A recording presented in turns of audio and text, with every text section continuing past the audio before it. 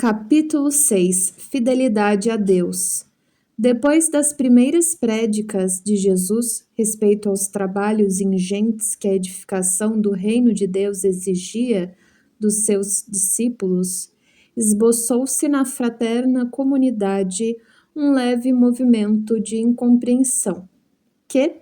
Pois a boa nova reclamaria tamanhos sacrifícios? Então o Senhor, que sondava o íntimo de seus companheiros diletos, os reuniu uma noite, quando a turba os deixara a sós, e já algumas horas haviam passado sobre o pôr do sol. E interrogando-os vivamente, provocou a manifestação de seus pensamentos e dúvidas mais íntimas. Após escutar-lhes as confidências simples e sinceras, o mestre ponderou: na causa de Deus, a fidelidade deve ser uma das primeiras virtudes, onde o filho e o pai que não desejam estabelecer como ideal de união a confiança integral e recíproca, nós não podemos duvidar da fidelidade do nosso Pai para conosco.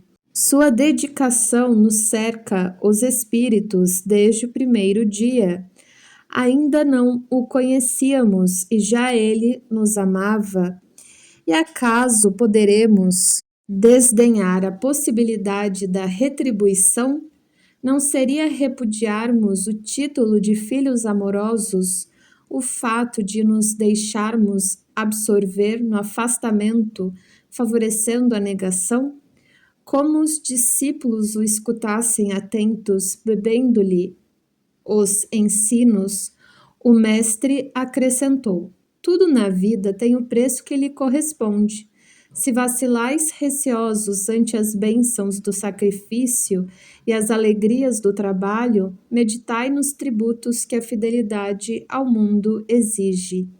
O prazer não costuma cobrar do homem um imposto alto e doloroso?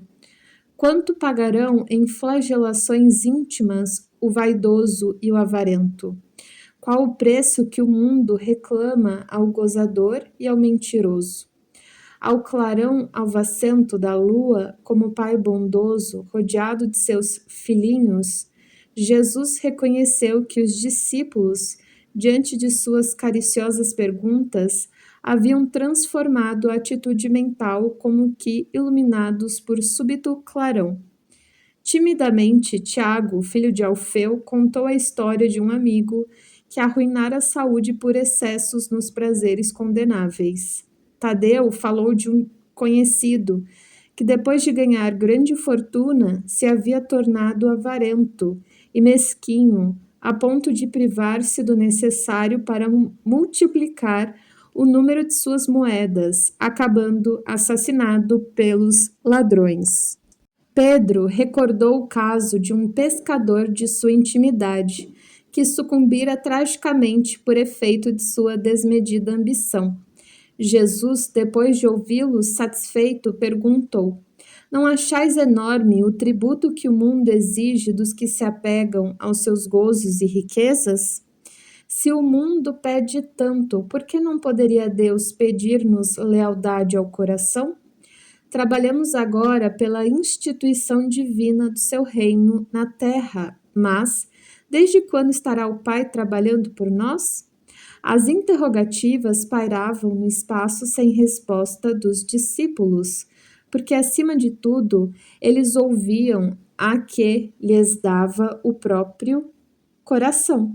Do firmamento infinito, os reflexos do luar se projetavam no lençol tranquilo do lago, dando a impressão de encantador caminho para o horizonte, aberto sobre as águas, por entre deslumbramentos de luz, enquanto os companheiros meditavam no que dissera Jesus. Tiago se lhe dirigia nestes termos: Mestre, tem um amigo de Corazim que vos ouviu a palavra santificante e desejava seguir-vos, porém, asseverou-me que o reino pregado pela vossa bondade está cheio de numerosos obstáculos. acrescentando que Deus deve mostrar-se a nós outros somente na vitória e na ventura.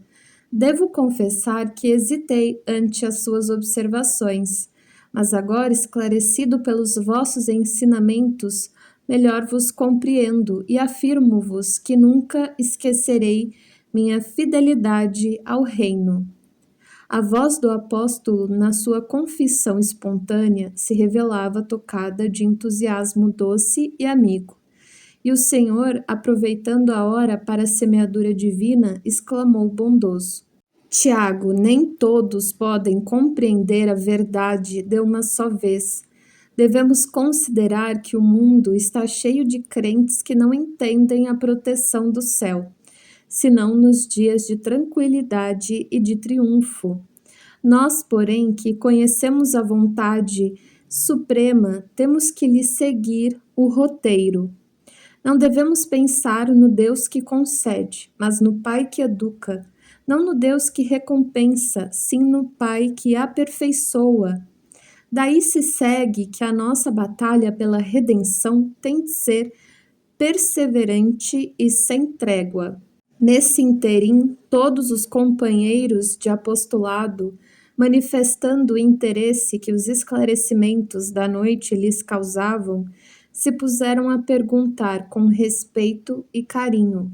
Mestre, exclamou um deles, não seria melhor fugirmos do mundo para viver na incessante contemplação do reino?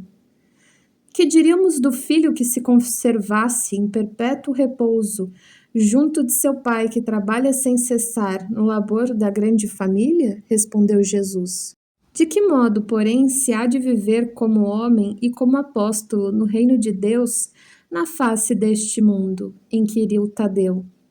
Em verdade, esclareceu o Messias, ninguém pode servir simultaneamente a dois senhores. Absurdo viver ao mesmo tempo para os prazeres condenáveis da terra e para as virtudes sublimes do céu. O discípulo da Boa Nova tem de servir a Deus, servindo a sua obra neste mundo. Ele sabe que se acha a laborar com muito esforço num grande campo, propriedade de seu pai, que o observa com carinho e atenta com amor nos seus trabalhos.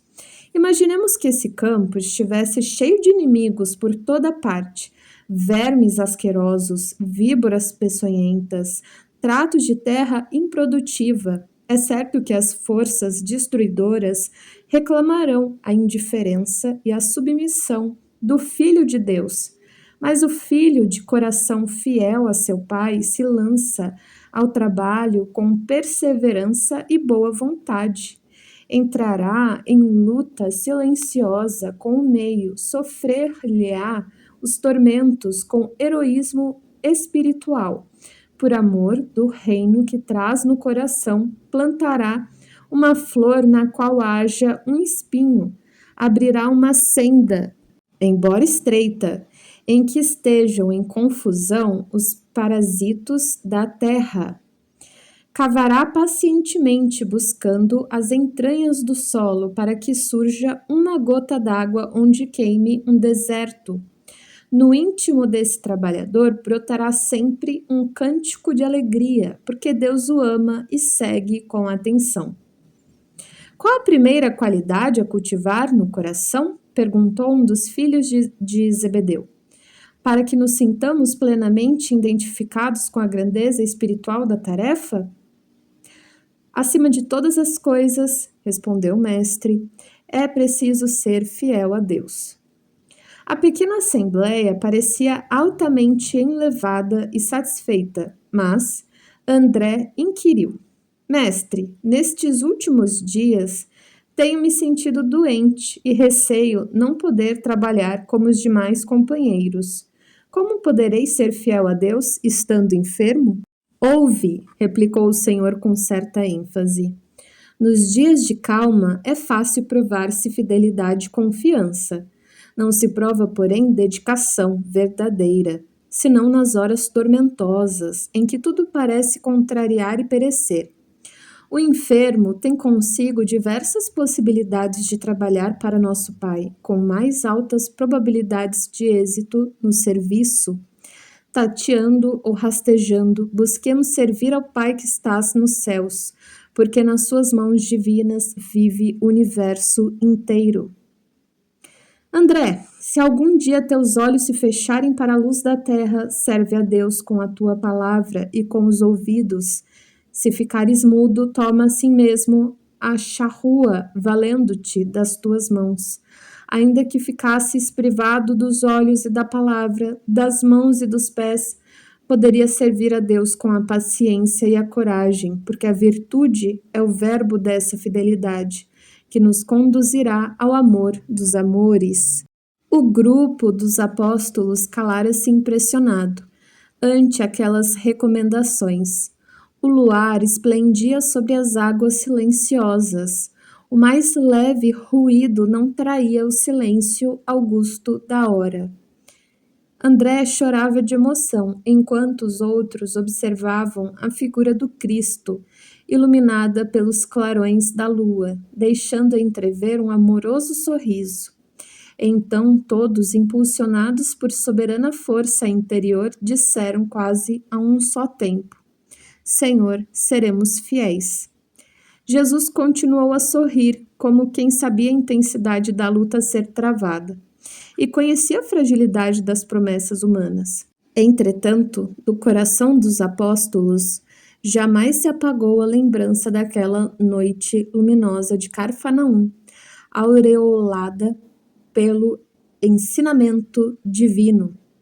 Humilhados e perseguidos, crucificados na dor e esfolados vivos, souberam ser fiéis diante de todas as vicissitudes da natureza. E, transformando suas angústias e seus trabalhos num cântico de glorificação sob a eterna inspiração do Mestre, renovaram a face do mundo.